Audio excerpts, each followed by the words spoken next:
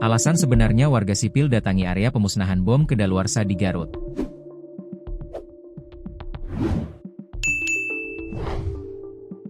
Alasan sebenarnya warga sipil mendekati area pemusnahan bahan peledak kedaluarsa di Garut, padahal sedang ada momen pemusnahan.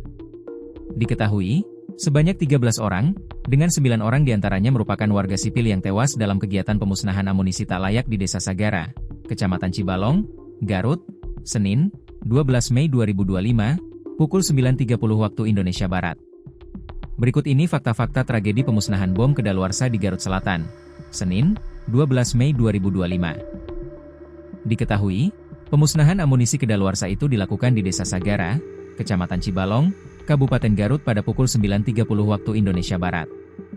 Akibat ledakan tersebut, dilaporkan 13 orang meninggal dunia, yang terdiri dari warga sipil dan anggota TNI.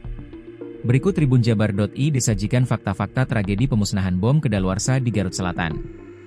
Kepala Pusat Penerangan, Kapuspen TNI, Maijen Christomei Sianturi mengatakan, terdapat 4 anggota TNI yang menjadi korban tewas dalam tragedi tersebut, salah satunya Kolonel CPL Antonius Hermawan, Kepala Gudang Pusat Munisi 3.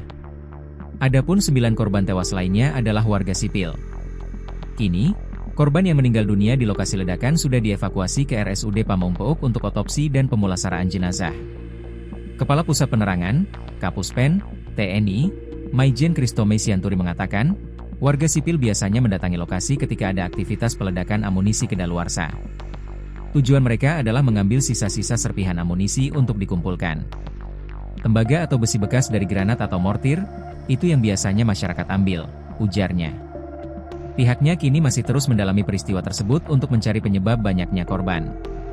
Kami akan dalami, apakah ada ledakan kedua dari detonator yang belum meledak, itu baru dugaan awal, ujarnya.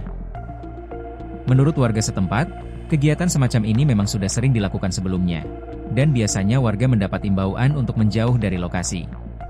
Sudah beberapa kali ada pemusnahan di sini. Warga biasa diperingatkan agar tidak mendekat, ujar jurnalis Kompas TV, Ridwan Mustafa dalam laporan live breaking news Kompas TV, Senin. Namun berbeda dari sebelumnya, kali ini pemusnahan justru menimbulkan petaka.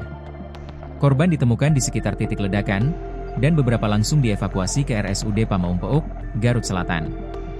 Saat ini lokasi kejadian sudah disterilkan oleh petugas dan tidak diperbolehkan diakses oleh warga maupun pihak yang tidak berkepentingan.